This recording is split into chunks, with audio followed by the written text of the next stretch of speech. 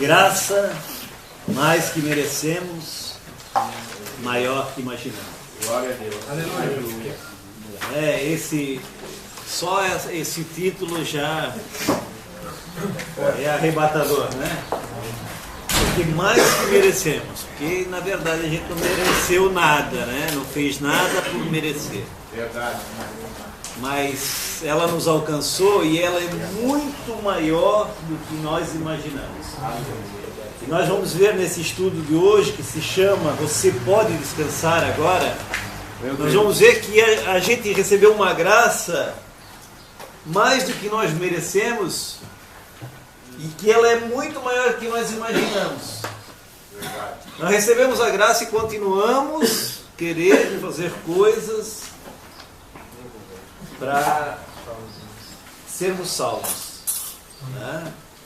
É isso que vai tratar. É um estudo bem simples, mas é objetivo, é lindo, e eu espero que vocês possam usufruir dele. Amém. Amém. Vou pedir que alguém possa começar aí a leitura, né? Ali, você pode descansar agora. As promessas de Deus chegam como um presente. É o único modo de garantir a participação dele, como 4,16. Um homem com as mãos cheias de pacote não pode receber um presente. Amém? Um homem com as mãos cheias de pacote não pode receber um presente. O que isso diz para nós? Que se a gente tivesse sobrecarregado de coisas, de preocupações, Deus, a graça é um presente de Deus. E a gente está tão ocupado com outras coisas que a gente não recebe a graça. Não pode receber, porque tem outras coisas ocupando o nosso ser. A única função da fé é receber o que a graça oferece. Amém. Sabe, as pessoas dizem assim, eu tenho fé. Elas estão dizendo assim, eu acredito. Porque eu sei que eu estou vendo. Me falaram que é assim. Isso não é fé. Fé é aquilo que você se posiciona mesmo sem ver. E você recebe isso. Você se apossa disso. A oração do Pai Nosso diz assim, venha a nós o teu reino. Vosso reino. Está falando de duas dimensões. A dimensão de cima, dos céus, e a dimensão da terra, dos homens. E diz que a oração que Jesus nos ensinou, ela diz que nós podemos chamar as coisas que são do alto, que são invisíveis, para torná-las visíveis.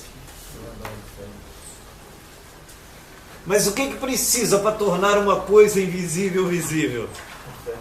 Fé. A fé, porque tu não vê ela.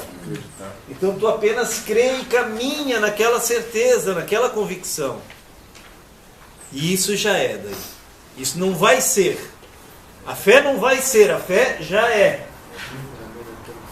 Amém? Não vai acontecer, não é pensamento positivo. Simplesmente você crê e está determinado. Já é. Agora nós só esperamos a gestação e o momento do parto. Porque quando uma mulher engravida, ela está grávida. Ela possui agora ali um embrião, uma vida dentro dela. Mas a gente não vê ela ainda. Mas a gente diz, ela está esperando um bebê. Está esperando ela vai dar luz a uma vida. Vai trazer uma vida à luz. A gente não está vendo ainda, mas a gente passa 9 meses crendo naquilo que a gente não está vendo. Mas ali tem sinais, né, pastor? Porque aí a barriga começa a crescer e tal, né? A gente vê sinais, né? Fica mais ansioso que a mulher. Então a fé, queridos, é algo assim que a gente determina, já está ali, está estabelecido, tá? Já está determinado. Agora é só o tempo da gestação. E Deus não quer mandar nada, não quer nos dar nada prematuramente. Porque uma criança, uma vida, se ela nascer prematura, ela pode não resistir à vida. Bem como, se ela passar do tempo, também ela pode morrer. Deus tem um tempo certo para cada coisa.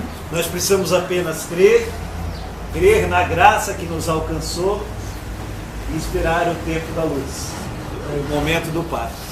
No caso da fé, ela vai se formando aos poucos, porque, que nem você acabou de falar, Deus ele prepara, ela já está feito, mas Deus prepara você para receber aquilo. Então é que nem a gravidez mesmo, né? Deus ele te dá sinais, você que não vê. Glória a Deus, é isso aí.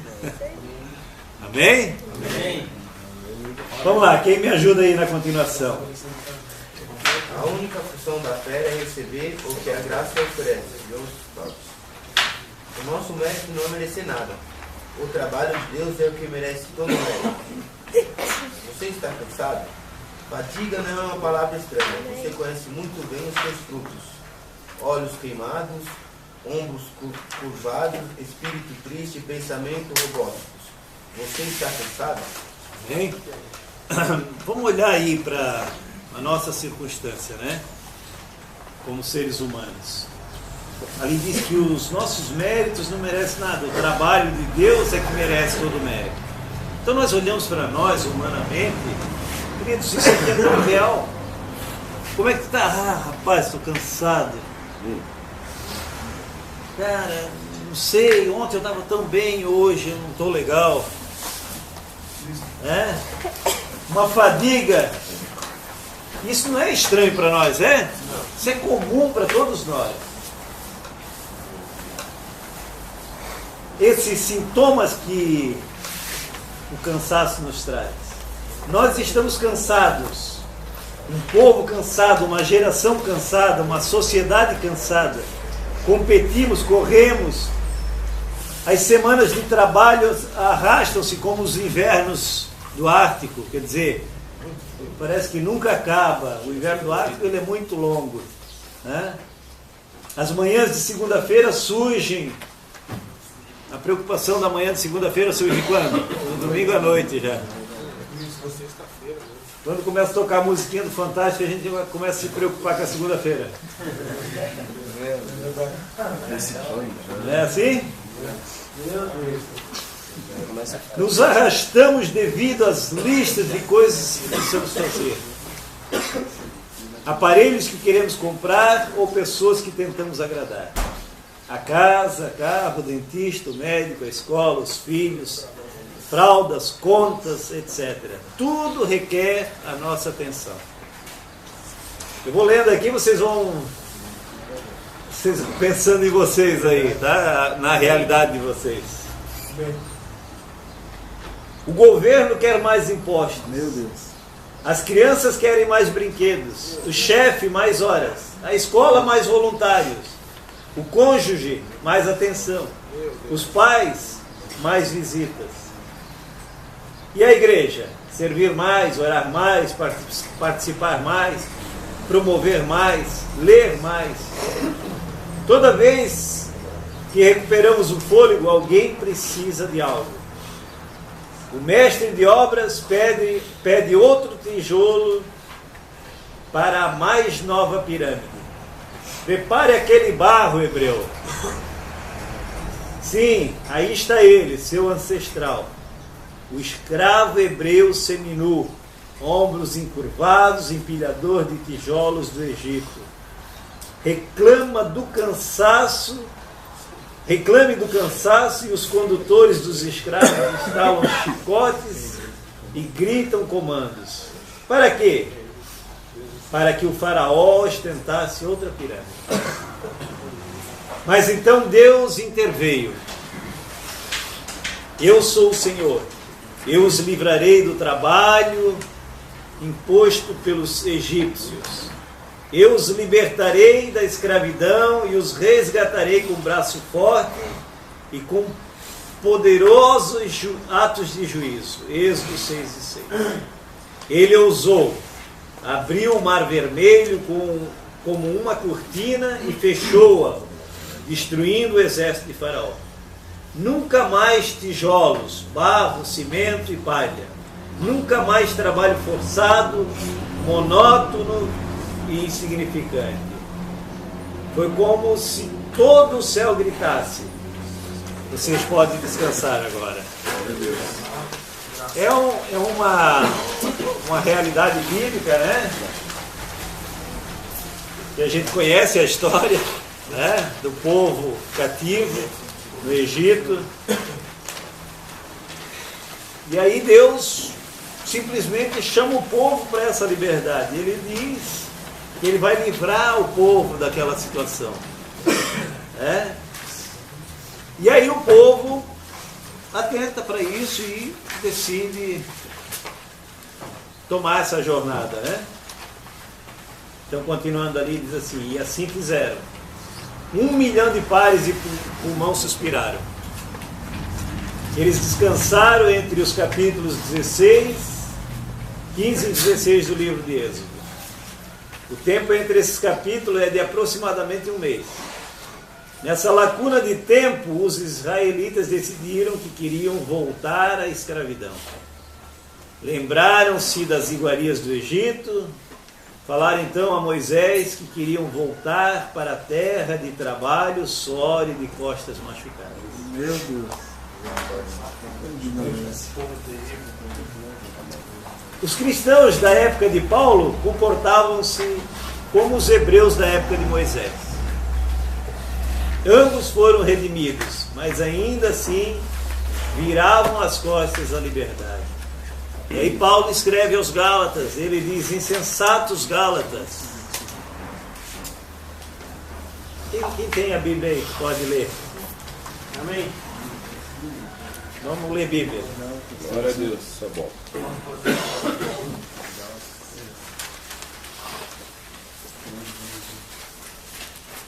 Gálatas 3:1. Gálatas sem juízo. Quem foi o que enfeitiçou vocês? Na minha pregação de você, e eu fiz uma descrição perfeita da morte de Jesus Cristo na cruz. Por assim dizer, vocês viram Jesus na cruz.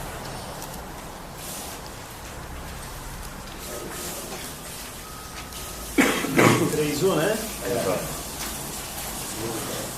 É isso, insensatos Gálatas, quem vos fascinou para não obedecerdes à verdade, a vós perante os olhos de quem Jesus Cristo foi evidenciado, crucificado entre vós. Só quisera saber isto de vós: recebeste o Espírito, o versículo 2, né? Recebeste o Espírito pelas obras da lei ou pela pregação da fé? Sois vós tão insensatos que, tendo começado pelo Espírito, acabeis agora pela carne? O que estava acontecendo aqui? Aqui estava acontecendo que eles, novamente, estavam voltando aos rudimentos da lei. Não obedecer à verdade, né? É. E aí a gente diz assim: mas que povo mais ingrato, mais insensato, né? Primeiro lá, o povo hebreu, saindo de uma situação de escravidão, Deus usa Moisés, tira eles do cativeiro, e um mês de caminhada, eles já estavam reclamando, querendo voltar à mesma situação. Aí a gente olha aqui Paulo, quando ele prega sobre a graça, e as pessoas se convertem. Essas pessoas são os judeus, que traziam no seu âmago a instrução da lei. E aí eles entendem que agora a graça em Cristo Jesus os alcançou.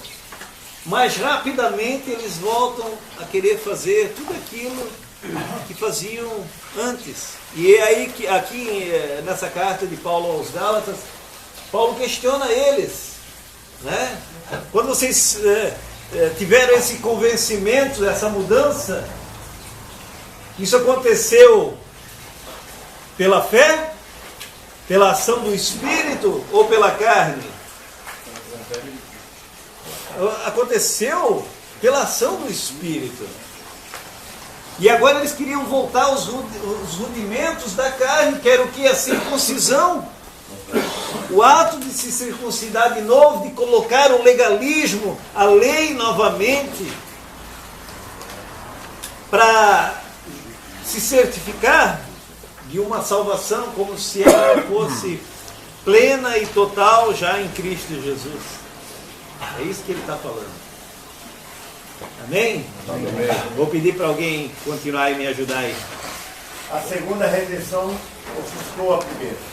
Deus não enviou Moisés, enviou Jesus. Ele destruiu não o faraó, mas Satanás. Não com 10 pragas, mas com uma única cruz. O mar vermelho não se abriu, mas a sepultura. Sim, e Jesus liberou todos aqueles que queriam segui-lo, a terra do nunca mais, sem mais preservação da lei. Nunca mais lutar pela aprovação de Deus. Vocês podem descansar agora. Sim. Amém? Então aqui a segunda redenção, aqui que está falando, a segunda redenção, aqui dentro desse exemplo, né? E a primeira redenção foi tirar eles lá da escravidão, né? Lá em Moisés. E agora a segunda, né? Aí fala aqui que Jesus, na primeira Deus enviou Moisés, na segunda ele enviou Jesus. Jesus não destruiu o faraó, mas destruiu Satanás. Tá? Ele não teve 10 pragas para jogar em cima, para libertar o povo. Ele teve uma cruz que ele decidiu carregar e ser morto nela. Ele não abriu o mar vermelho, mas ele abriu a sepultura e ressuscitou ao terceiro dia. Dizendo que ali agora nós teríamos vida com ele. Amém? Então, queridos, bom dia. Vai, tudo bem?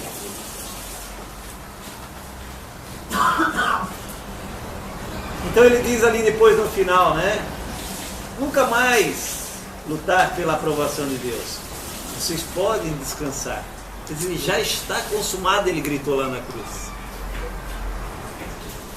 Sabe, são palavras-chave, queridos, que elas precisam estar latentes no nosso coração. Já está consumado. Não tem que fazer mais nada. Amém? Continua lá, quem estava lendo aí, ou pode um outro. E assim fizeram entre o sermão de Pedro em Atos 2 e a reunião da igreja em Atos 15. No primeiro caso, a graça foi pregada. No segundo, a graça foi questionada. Não é que as pessoas não acreditassem na graça do modo ouvido. Elas acreditavam, mas simplesmente queriam complementar o trabalho de Cristo. Está vendo? Então, olha aqui, ó. Assim fizeram entre o sermão de Pedro, Atos 2 e Atos 15. O que aconteceu em Atos 2? Pentecostes. Ele se levantou porque eles estavam dizendo que ele estava embriagado quando desceu. Isso. Foi o momento de Pentecostes. Até então, quem era Pedro? Era aquele cara que cortava a orelha dos outros. Era aquele cara que dizia que não ia trair, mas depois traía.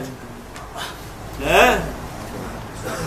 Era aquele cara turrão. E agora, em Atos 2, quem se levantou? Pedro. E aí, cheio do Espírito, ele começou a falar e multidões se converteram a Cristo. 3.000. O que acontece, queridos?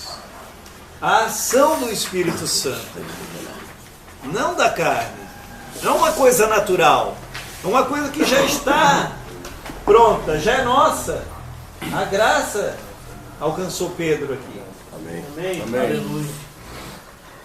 Mas vocês vejam que logo depois, no capítulo 15, o que está acontecendo lá? Exatamente aquilo que Paulo está falando lá em Gálatas.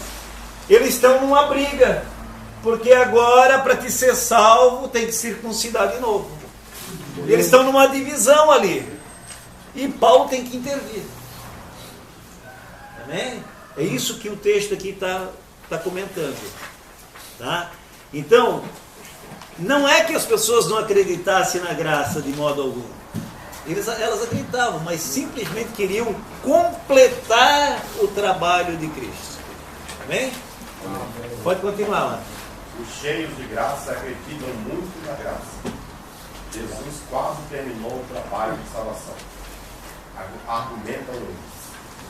Em um barco arreio chamado Rumo ao Céu, Jesus rema a maior parte do tempo.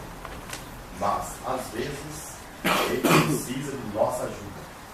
Então, a fornecemos. Está vendo aqui, ó?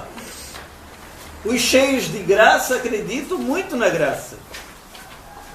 Mas eles acreditam de uma maneira, era isso que estava acontecendo lá, queridos. Eles acreditam de uma maneira onde eles precisam dar a sua contribuição. Tá certo, Jesus está aí no controle do barco, ele está remando a maior parte do tempo, né? Mas nós precisamos dar uma mãozinha para Jesus também. Sabe, e a gente olha para a nossa vida, queridos, a gente não assume a graça verdadeiramente. A gente fica querendo dar uma mãozinha para Jesus, achando que se a gente fizer uma coisa ou outra, nós vamos aí realmente merecer a salvação. Isso é uma mentira, é um engano. É verdade. A gente precisa se apossar daquilo que já foi conquistado. Aquilo que foi conquistado, querido, a salvação em Cristo, você passa a crer agora no homem perfeito, o Salvador do mundo. Você passa a crer nele. E aí automaticamente as obras, elas vão acompanhar aqueles que creem. Aleluia. Pastor, a obediência já é uma grande ajuda. A única coisa que a gente tem, por exemplo assim, nós cremos numa coisa, certo? Por exemplo assim, eu creio no amor da minha esposa, por exemplo. Eu creio que a minha esposa me ama, me respeita, me honra, certo? Então isso já está estabelecido na minha vida. Aí eu simplesmente procuro ser fiel. É a minha resposta, ela me dá naturalmente esse amor. O que eu preciso fazer? Simplesmente receber esse amor e ser fiel a Ele, pronto. É isso, o caminhar em Cristo é isso, queridos. Nós vamos entender que nós já recebemos esse amor. Ele já é nosso. A graça já nos alcançou. Aleluia. A obediência, ela é um sinal de fidelidade nosso para com Deus. É o princípio lá do jardim. Quando Deus coloca o homem numa situação de vida integral, de vida plena, ele tem tudo que ele necessita. Não havia o mal, não havia nada disso. Como saber que o homem era livre para poder amar a Deus, que não era uma obrigação para ele? Precisava haver um ponto de referência. Que ponto de referência foi esse? A árvore do conhecimento do bem e do mal. Verdade. Aquilo era um sinal de obediência, de fidelidade. Só dessa árvore, desse fruto, tu não comerás. Então, a sentença para a desobediência é a morte. Aí o texto diz: porque se dela comeres, certamente morrerás. Sabe, então, a graça nos alcançou, queridos. Nós já somos livres, nós estamos no caminho de retorno para o Éden. Nós precisamos nos apossar disso, simplesmente crer que já é nosso e viver. Não importam as circunstâncias, não é o que você faz. Porque senão, querido, se houvesse uma possibilidade de você fazer alguma coisa para você ser salvo, você ou eu, Jesus não precisaria morrer na cruz. Porque Deus teria encontrado um homem que fosse suprir o sacrifício. E Ele teria botado um de nós na cruz. Mas não havia ninguém. Não havia nada que nós pudéssemos fazer. Por isso que Ele veio e se entregou. O que a gente precisa fazer? Receber essa graça. Usufruir dessa graça. Com liberdade, sem acusação. Sabe? Sem fardos pesados agora. Eu encontrei um casal essa semana, e aí comecei a conversar com eles e acabei descobrindo que eles eram... ele já é batizado, tudo, mas ele é batizado numa igreja que agora ele casou com uma mulher, se juntou, teve 2 filhos e tal, e ele nem mais aceita, ele é na igreja. O que é isso? Rudimentos, queridos. É impor circuncisão às pessoas. Rudimentos para a salvação. Sabe, como se tu usar calça ou andar sem calça, ou ter o cabelo ou não ter o cabelo. Sabe, rudimentos. Mas aí eu perguntei para eles, mas quem me colocou por juiz de alguém? Aonde está escrito que Deus mandou nós julgarmos uns aos outros? Aleluia. Quando nós celebramos a Santa Ceia, lá em 1 Coríntios, capítulo 11, versículo 23, diz: cada um olhe para dentro de si e veja, e se conserte com o Senhor. E então coma e beba. É isso que é necessário, queridos. A gente saber que nós temos um relacionamento direto agora com Deus. Por uma graça que nos alcançou, não por um mérito nosso, mas por aquilo que Deus fez, porque o mérito é dele. Nós lemos ali, o mérito não é nosso, o mérito é dele. Amém? Amém, glória a Deus. Glória a Deus. Vamos lá, vamos continuar aí a leitura? Acumulamos boas obras. Da mesma maneira que escoteiro acostuma medalha de mérito, pode ter algo mais gratificante do que ganhar medalhas? Sim, exibi-las. O sistema de medalhas de mérito põe ordem na vida. A conquista resulta em compensação, a conquista recebe aplausos. As pessoas nos invejam, ficamos em evidência e estamos em êxtase. Entramos em êxtase. Quer dizer, vamos olhar para a nossa vida, queridos. Aqui nós não podemos dizer assim, ó, o irmão lá, ele vive assim. Não, eu preciso assim.